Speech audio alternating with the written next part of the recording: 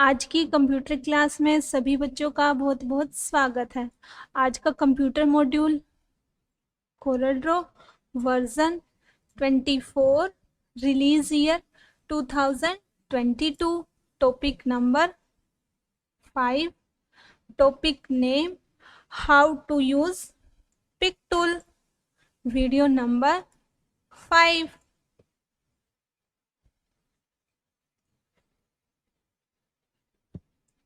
आज की क्लास में बच्चों हम पिक टूल का यूज़ करना सीखेंगे। जो पिक टूल है वो हमारा एक तरीके से डिज़ाइनिंग का बेस है। जब तक हमें पिक टूल नहीं आएगा तो हम कोई भी डिज़ाइन नहीं बना पाएंगे।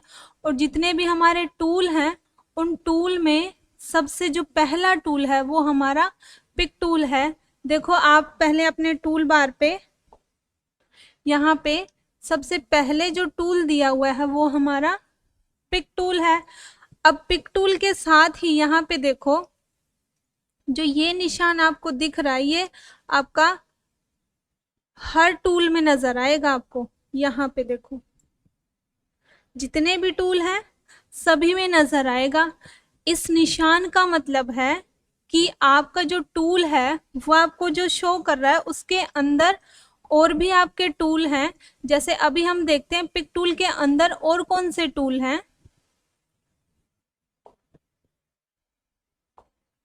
देखो बच्चों जो ये निशान है इसी के ऊपर आपको क्या करना है, क्लिक कर देना है।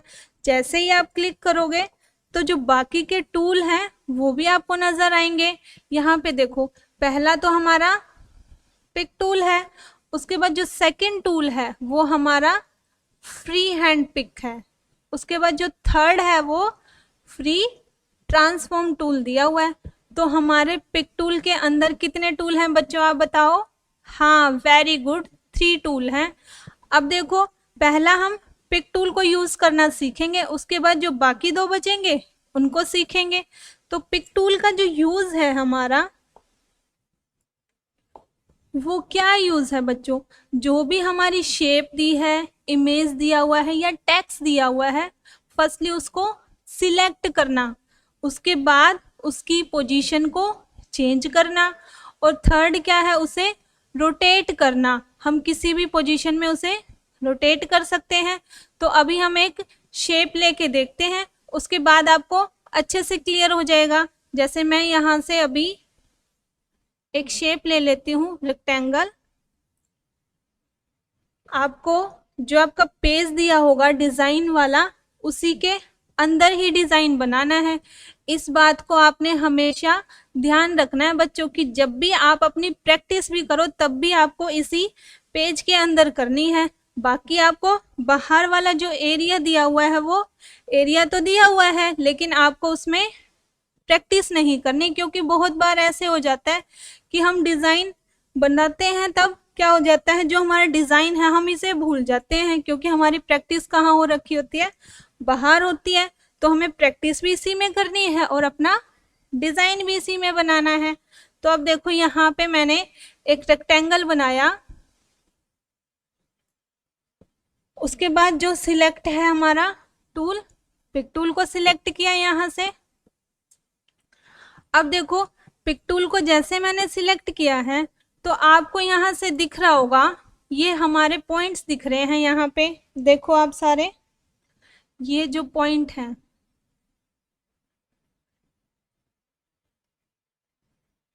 दिख रहे हैं बच्चों आप सबको। इन पॉइंट्स को हम स्ट्रेचिंग पॉइंट्स बोलते हैं। स्ट्रेचिंग मतलब आप इस कोने से भी इसको स्ट्रेच कर सकते हो, इस कोने से भी स्ट्रेच कर सकते हो, यहाँ से भी, यहाँ से भी, जहां से मर्जी आप अपनी शेप को स्ट्रेच कर सकते हो। खींचोगे तो क्या होगा, आपका जो शेप का साइज है वो बढ़ जाएगा। लेकिन आपको एक बात का हमेशा ध्यान रखना है कि जब भी आप शेप को स्ट्रेच करो तो आपको स्ट्रेच कहाँ से करना है, या तो इस कोने से स्ट्रेच करना है या इस कोने से स्ट्रेच करना है, या इस कोने से या इस कोने से। ऐसा मैं आपको क्यों बोल रही हूँ वो अभी मैं आपको स्ट्रेच करके दिखाती हूँ। देखो अब देखो मैं इसको स्ट्रेच करूंगी तो यहाँ कोने से जब स्ट्रेच करूंगी तो देखो आपको नजर आ रहा होगा कि जो आपकी स्ट्रेचिंग है वो देखो कहाँ कहाँ से हो रही है, ये वाली शेप से, यहाँ से और यहाँ से। क्लियर हो रहा है बच्चों? लेकिन जब मैं बीच वाले पॉइंट से स्ट्रेच करूंगी तो देखो सिर्फ ऊपर वाला जो एरिया है वो स्ट्रेच हो रहा है।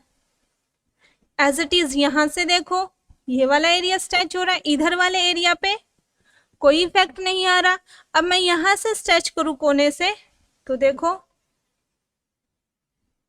क्लियर हो रहा है। इसका मतलब क्या है कि आप जब भी किसी शेप को स्ट्रेच करो तो हमेशा कोनों से स्ट्रेच करना है।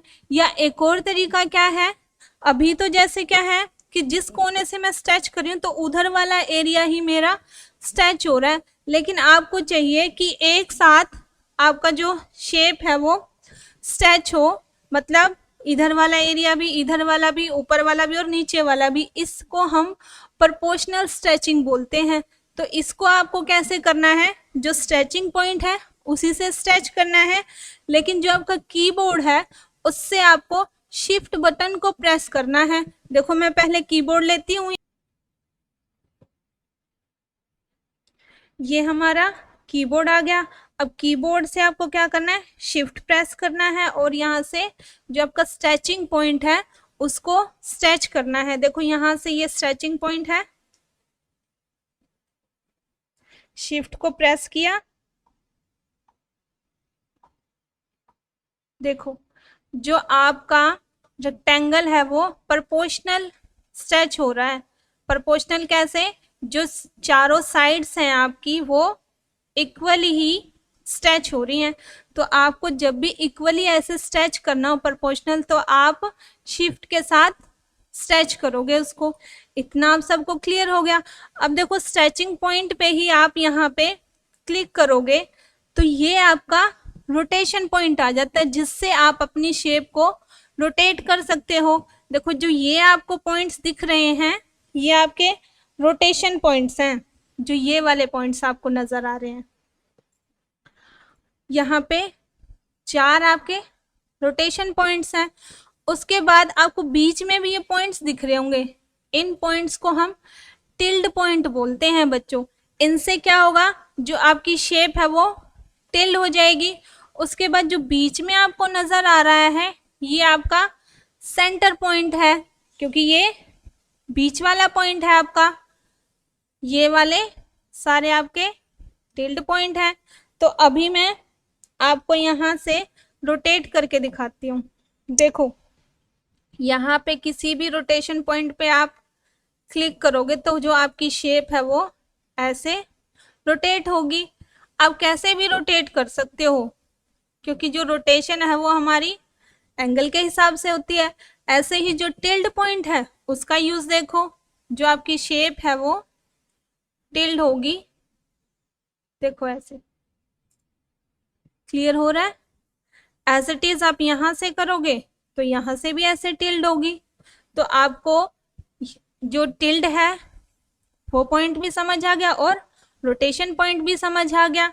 उसके बाद हम क्या करते हैं, जैसे अपनी जो भी शेप है उसको यहाँ से उठा के इधर पोजीशन चेंज कर सकते हैं। ये पोजीशन है देखो यहाँ से यहाँ। उसके बाद पिक टूल से ही हम इसके अंदर कलर फिल भी कर सकते हैं। जो आपका कलर बॉक्स था उसके अंदर से जो भी कलर आपको करना है वो आप यहाँ से कलर कर सकते हो। मान लो आपको ब्लू करना है, ब्लू कर सकते हो। ऑरेंज करना है, ऑरेंज कर सकते हो। तो आप कलर फिल भी पिक टूल से कर सकते हो।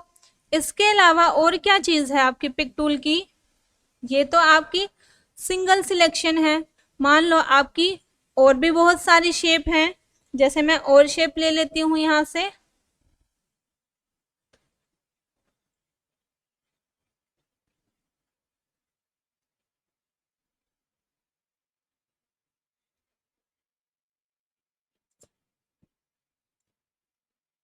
ये शेप्स ले ली मैंने सारी। अब देखो मैं जिस शेप पे क्लिक करूंगी वही शेप मेरी क्या होगी, सिलेक्ट होगी। और उसी के अंदर जो मुझे चेंजेस करना है, कलर करना है या स्ट्रेचिंग करनी है वो मैं कर सकती हूँ। या पोजीशन मुझे चेंज करनी है तो पोजीशन कर सकती हूँ, लेकिन आपको एक साथ इसको सिलेक्ट करना है सभी शेप्स को, और सभी शेप्स में आपको कलर फिल करना है या उसकी पोजीशन को थोड़ा चेंज करना है आपको। तो तब आप क्या करोगे, जो आपने पिक टूल लिया है उसको मार्क्यू सिलेक्शन कर सकते हो। जैसे यहाँ मैंने क्लिक किया, सिलेक्शन हटानी है पहले, उसके बाद जो आपको ये सिलेक्शन नजर आ रही है इसके अंदर जो भी आपकी शेप आ जाएगी तो वही सिलेक्ट हो जाएगी। उसके बाद उसकी पोजीशन को आप चेंज कर सकते हो ऐसे, और एक साथ जब आपको कलर फिल करना है तो आप यहाँ से कलर फिल भी कर सकते हो। इतना आपको क्लियर हो गया। उसके अलावा अगर आप पिक टूल से सिलेक्ट नहीं करते तो आप अपने कीबोर्ड से भी सिलेक्ट कर सकते हो। कंट्रोल ए प्रेस करोगे तो आपकी जो भी शेप है वो सारी सिलेक्ट हो जाएगी एज इट इज। देखो, ठीक है बच्चों, ये आपको समझ आ गया पिक टूल। इसके बाद जो आपका टूल था वो कौन सा था, टूल था बताओ आप सभी, याद नहीं है अभी, है ना? अभी तो आप सबने शुरुआत की है, धीरे धीरे जब आप इसकी सबकी प्रैक्टिस करोगे तो सारे टूल आपको याद भी हो जाएंगे। अब हमारा है फ्री हैंड पिक टूल है, फ्री हैंड पिक टूल, सिर्फ फ्री हैंड आगे लिखा है लेकिन पीछे तो पिक टूल ही है। तो जो पिक टूल में जो जो चीजें हमने सीखी वो सारी हमारी फ्री हैंड में तो आएंगी, लेकिन फ्री हैंड क्यों बोला हुआ है इसको, देखो जैसे अभी हमने पिक टूल से मार्क्यू सिलेक्शन किया था तो आपको नजर आया होगा कि हमने उसकी जो सिलेक्शन है वो रेक्टेंगल एरिया में नजर आ रही थी जो हम मार्क कर रहे थे, लेकिन फ्री हैंड में ऐसा नहीं होता। फ्री हैंड में क्या है कि जैसे अब यहाँ से आपको किसी को भी सिलेक्ट करना है बीच में से, तो वो ऐसे आपका सिलेक्ट होगा, जो भी सर्कल के अंदर आ जाएगा वो आपका सिलेक्ट हो जाएगा। ये फ्री हैंड पिक करेगा आपके शेप्स को। देखो ऐसे जितनी भी शेप उस सर्कल के अंदर आएंगी आप उनका यूज कर सकते हो। बाकी इसकी पोजीशन को चेंज करना, कलर चेंज करना, जो भी हमने पिक टूल से सीखा है वो सारा इसी पे इम्प्लीमेंट होगा। अब यहाँ से देखो मैं इसका कलर चेंज करूं तो जितनी शेप मेरी सिलेक्ट थी वो कलर चेंज हो गया उनका। अब हमारा जो अगला टूल है वो फ्री ट्रांसफॉर्म टूल है। फ्री ट्रांसफॉर्म में क्या होगा कि वो फ्रीली ट्रांसफॉर्म होएगा, उसमें चेंजेस होंगे। किस तरीके से देखते हैं बच्चों, देखो इस पे क्लिक किया मैंने, फ्री ट्रांसफॉर्म टूल को लिया। अब देखो यहाँ पे नजर आ रहा है आपको ये फ्री ट्रांसफॉर्म टूल हमारा आ चुका है, पिक हो चुका है। तो अब मैं इस शेप पे क्लिक करती हूँ तो ये शेप मेरी अभी सिलेक्ट हो चुकी है, लेकिन आपको इस शेप पे जो भी हमारे स्ट्रेचिंग, रोटेशन या टिल्ड पॉइंट है वो नजर नहीं आ रहे। इसके अलावा हमें यूं भी नहीं समझ आ रहा कि ये सिलेक्ट है या नहीं है, लेकिन अब हम इस पे क्लिक करके इसमें चेंजेस देखेंगे तब हमें पता चलेगा कि ये शेप हमारी सिलेक्ट हो चुकी है। फ्री ट्रांसफॉर्म में इसके साइज पे इफेक्ट आएगा। देखो जैसे भी हम इसको करेंगे अब वो हमारी हाइट भी बढ़ सकती है और विड्थ भी बढ़ सकती है। तो आप इसको देखो बढ़ता ही जा रहा है ना, क्योंकि इसके अंदर चेंजेस होते जा रहे हैं फ्री ट्रांसफॉर्म टूल में, बाकी में नहीं हो रहे क्योंकि बाकी हमने सिलेक्ट नहीं किए। एज इट इज अगर मैं इस पे क्लिक करूं तो अब ये सिलेक्ट हो गया मेरा। तो आप सबको जो फ्री ट्रांसफॉर्म टूल है वो क्लियर हो गया। तो आज की क्लास में हमने 3 टूल को सीखा है। पहला हमारा पिक टूल था, दूसरा हमारा फ्री हैंड टूल था, फ्री हैंड पिक टूल जिसे हम कह रहे थे, और जो तीसरा है वो फ्री ट्रांसफॉर्म टूल है। तो आप सभी बच्चों को इनकी अच्छे से प्रैक्टिस करनी है ताकि आपको आने वाले जो आगे डिजाइन जब आप बनाओगे तो उसमें आसानी रहे। ठीक है बच्चों, थैंक यू सो मच।